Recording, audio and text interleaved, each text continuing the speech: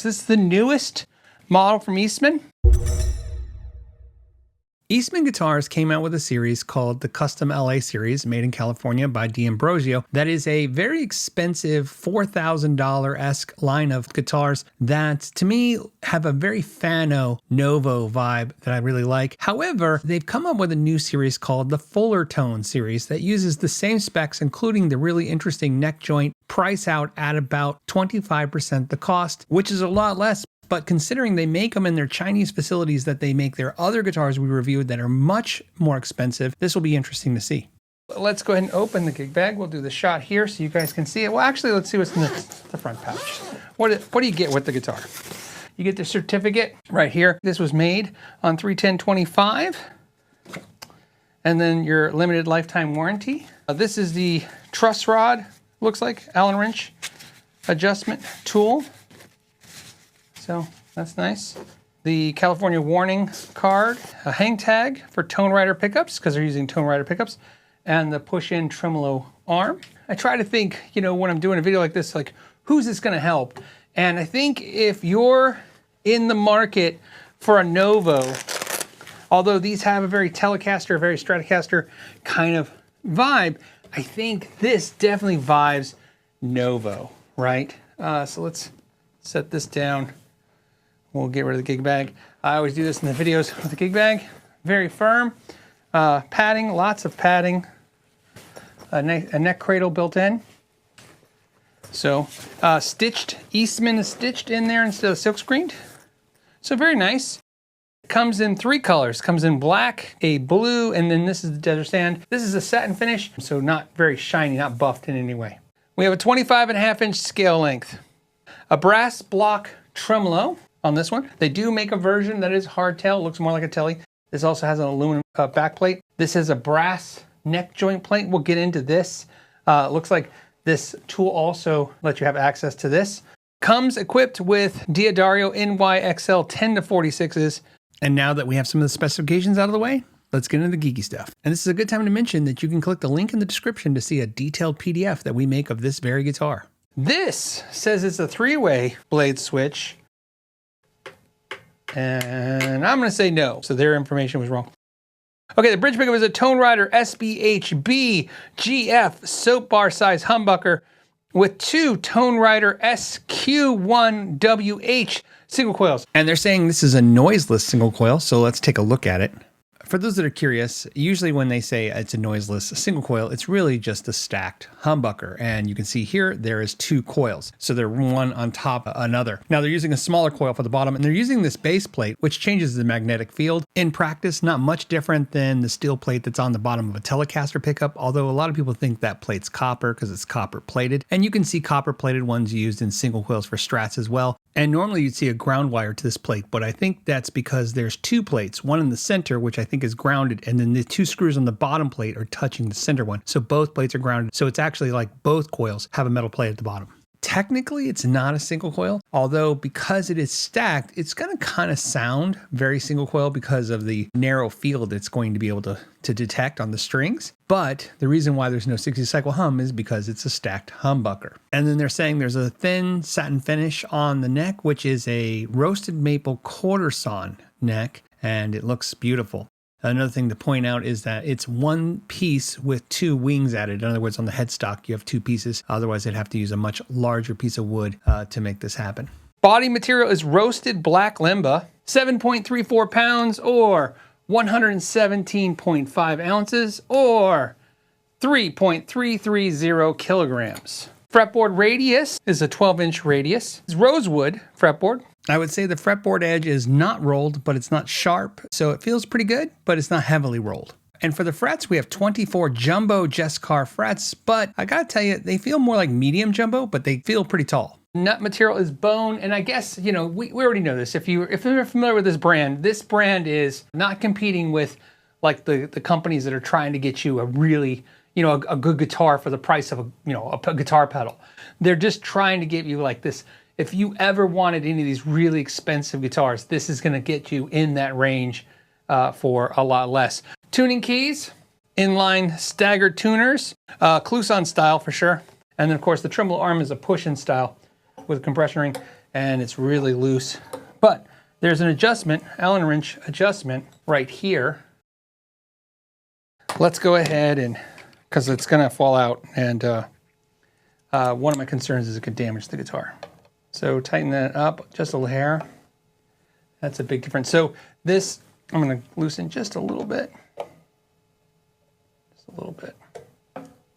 Look at that. So that's nice. So that's how I would like it, because I don't like it too loosey-goosey, but I want to be able to push it out and pull it in pretty easy. So that was a quick adjustment. And let's tune this up real fast. And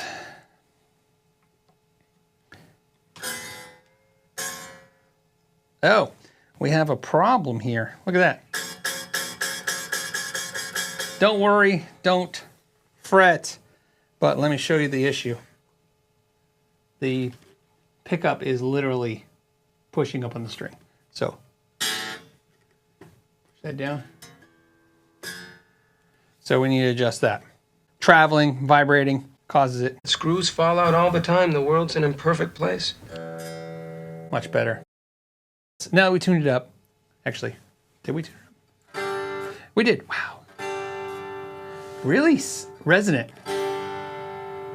Like it's singing.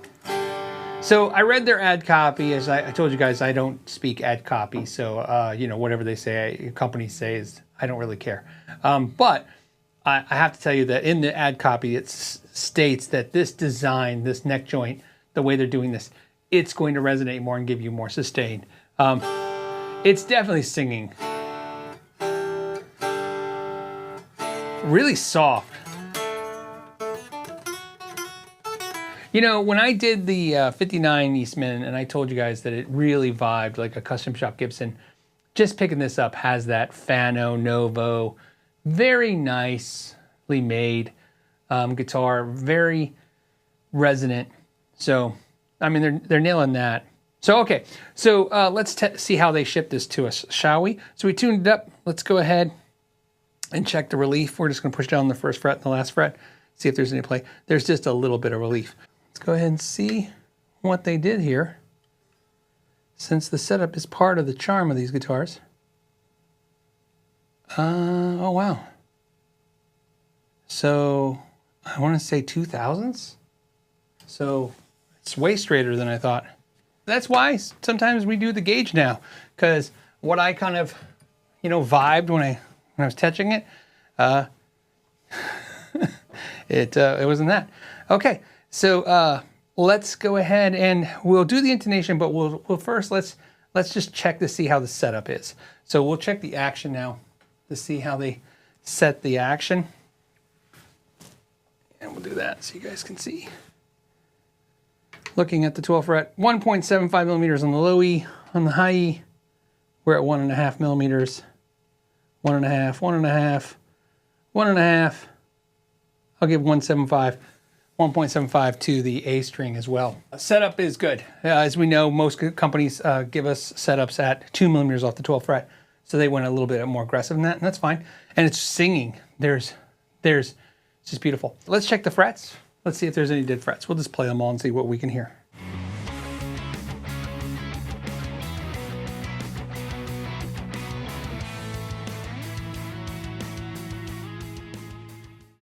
Okay, so no dead frets at all, no dead notes.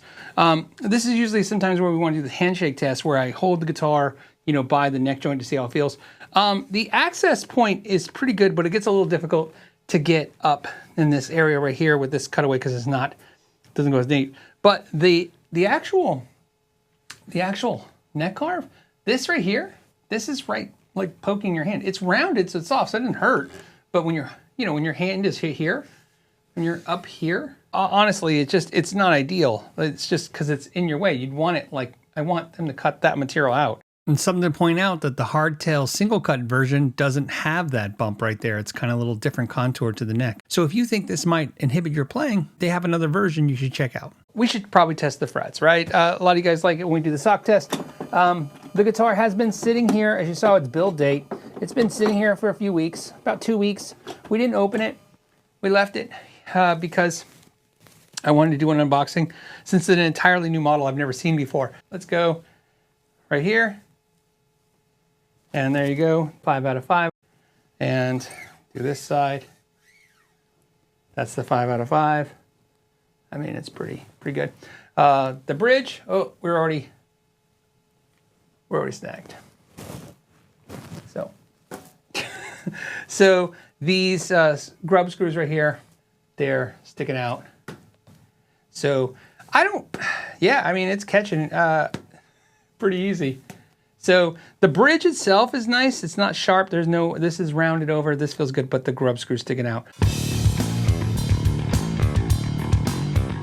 I've talked about this before, about using monsterbolts.com to get new grub screws. But even though they don't cost very much, sometimes it's a lot easier just to modify the ones you have. You can take one of the longer screws and cut them down.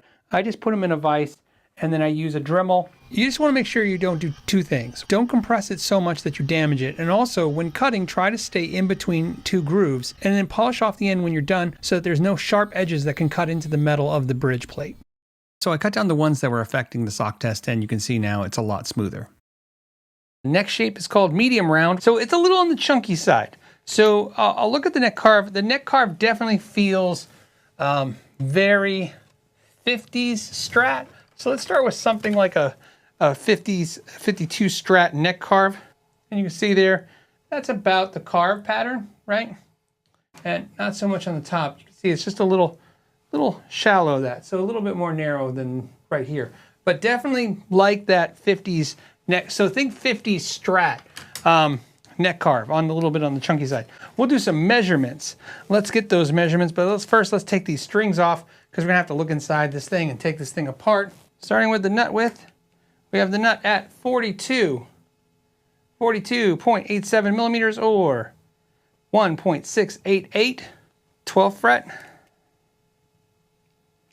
We're at 52.49 millimeters or 2.066. The thickness of the neck at the first fret, 22.16 millimeters or 0.872. And thickness at the 12th fret, we are at 25.68 millimeters or 1.011. So a little on the chunky side, not super chunky, but chunkier. So if you're familiar with those, let's plug the pickups in. We'll see what they read. We'll get in there. We're going to look at this guitar, but we're just going to kind of see what we have here. We have the bridge coming in at 7.73, 7.74. I'm sorry. So again, more of a vintage style pickup. This would be definitely not a hot pickup. Going to the middle pickup, we're coming in at 7.73. So that's actually a pretty hot single coil pickup, right? And then the neck pickup, 7.70. So very interesting that they are almost identical. Let's look at the inductance. I'm just curious on that. The inductance on the bridge pickup, 3.93 with, yes, 2.72. So I would expect this to have a bigger magnet than this, which would make sense. And this is 2.78.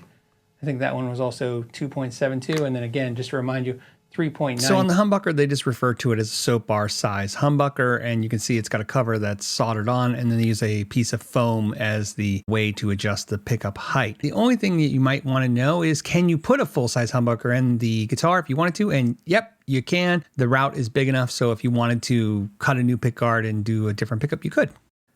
And looking at the electronics, we can see that they have 3 CTS 250K audio taper potentiometers, and for the tone controls, they're using a 0.022 microfarad orange drop capacitor. No shielding inside the cavity, whether it's tape or paint, it's just the bare wood. And then this pickup is direct mounted, is not mounted to the pickguard. Interesting, the output jack. So they used a really inexpensive output jack right here. This is kind of flimsy. Let me give you a comparison. Puts things in perspective. The good news is we can replace this output jack very easy, and it's one of my favorite, everyone should learn to do this, projects to do soldering on your guitar because you cannot mess it up. Let's take it out, get a little mat, a rubber mat right here. It goes across the guitar. It's going to protect the guitar from solder. Let's go ahead and remove This output jack. Like I said, pretty easy. Up through. Go ahead and we can flip this upside down so you can see that. Let's make sure this fits. It does. Look at that. That's awesome. Super easy. All right, so all we're going to do is desolder these two terminals. Your hot is white and your ground is black. So again, your hot is white, your ground is black. And here's the best part, why I love this. If you mess it up, you just reverse it. You can't hurt anything. So go ahead and just desolder these. No particular one first. I mean, might as well just do the ground first. There's your old jack. Okay. And what we're going to do is the new one.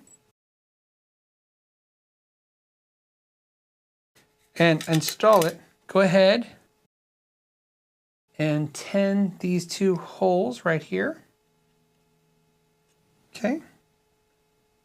So this part right here, this is your ground. And so that's going to be your hot. And I know that can be confusing, so hopefully this will help you. The sleeve of a guitar cable is the ground, and the tip is the hot. They're separated by a little black plastic spacer. So when it goes into the output jack, you can see that the tip touches that arm right there, while the sleeve touches the inner ring of the output jack. The best part is there's two terminals, and if you mess it up, just swap it. And we're going to turn that.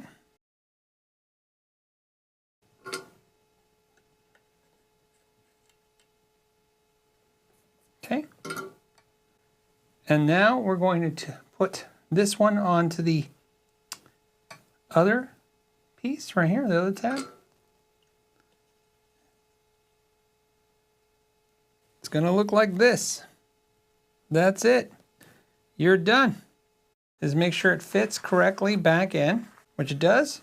And now that we know it does, go ahead and reach underneath right here and just tighten it back up. Okay, so this is pretty straightforward. These are the two bolts that you can tell the neck, I can just by feel the neck has threaded inserts. Oh, okay, so they use a short bolt for here, probably so it doesn't go into the pickup. So this one goes where the pickup would go, because so it doesn't hit the pickup. This one's a little longer to go in the neck, a little firm. The plate does not seem to be like in there, you know, it's heavy, that's thick. So, I mean, it's got some weight to it. So nice plate, obviously piece of quality. Let's take this off, and the neck comes right out. Look at that, that's cool. So really cool how they did that. That also explains, so you could see how they did this. So that's why this has a short one, right? Because it goes to this plate and then it goes in here and it doesn't want to go past this point because that's where a pickup would be, right? So think of it like this way, right? I don't get the concept right here. See, they can't have that screw going to that pickup. So that's why this is a shallow one and it stops right there. So that's the shallow one. This, of course, goes through this, and this is where the neck joint. This is not a new idea. Parker Guitars have done this design before, and Tom Anderson has something like this. So what we have here is, this is rounded, and so obviously the neck has to be designed really well because the round part of the neck fits into this like a pocket. If you've seen how Parker Guitars have done it, or Tom Anderson, very similar in concept. I've seen a lot of companies do this in the past, and a lot of them gave up on it because it's really problematic in the idea of doing it. Once it's put together and the guitar is right, it's great, but doing it is very difficult. Why? So this is really ambitious to do this. Obviously, this guitar is not inexpensive, so at $1,000 they can do it right. But yeah, that's fairly difficult. So pretty cool. Let's play it. What do we have wired up? We have my Synergy Send 50 head. It's a 50-watt head. I have it running through a 212 Marshall cabinet. It's got two creamback selections in that cabinet. And then I have it mic'd up with a SM57. And of course I have a little bit of a room mic going on. We'll start with the clean channel. This is the Fender module on that amp. I should mention we're gonna start with the neck pickup.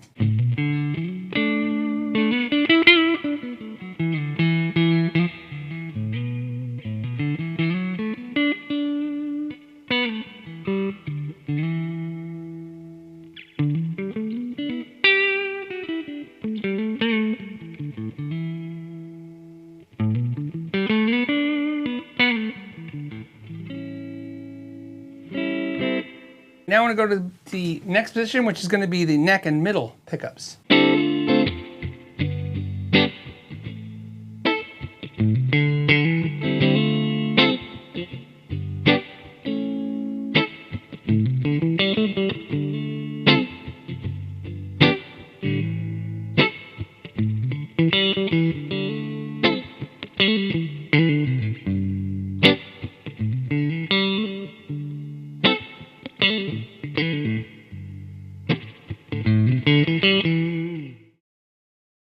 Of course, that middle pickup.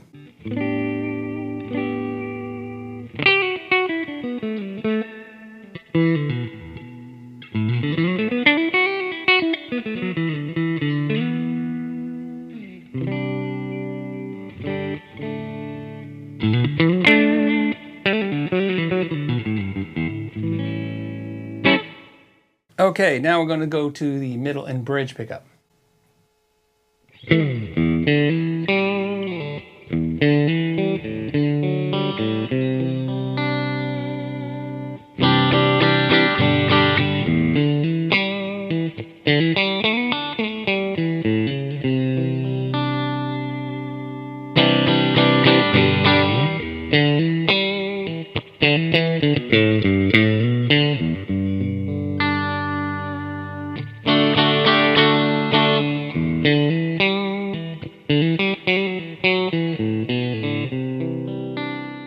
And let's do the bridge to see what happens when it's clean.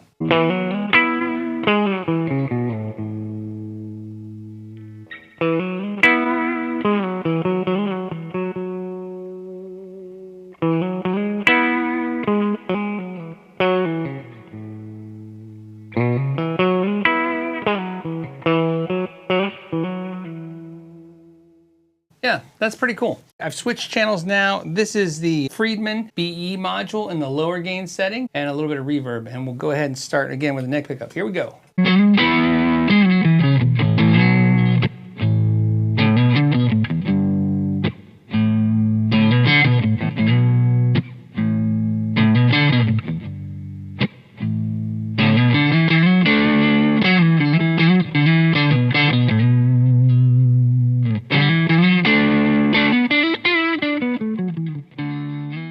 Okay, neck and middle.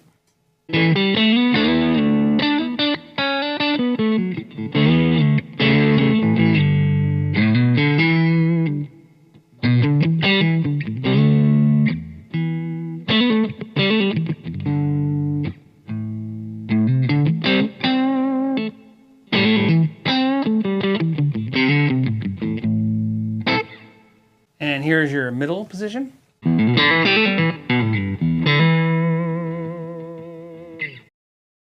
Okay, middle and bridge.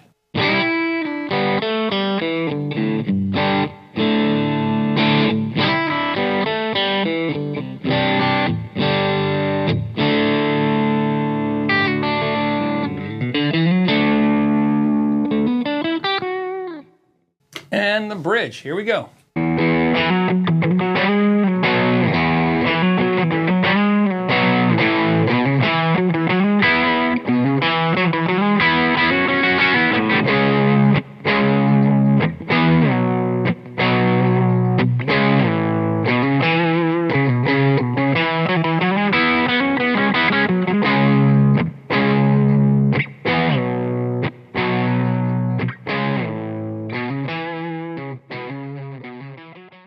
Before we go to my final thoughts, if you missed anything in this video or if there's information that we didn't show, they're all on the PDF sheets that you can go to the link down below and check out.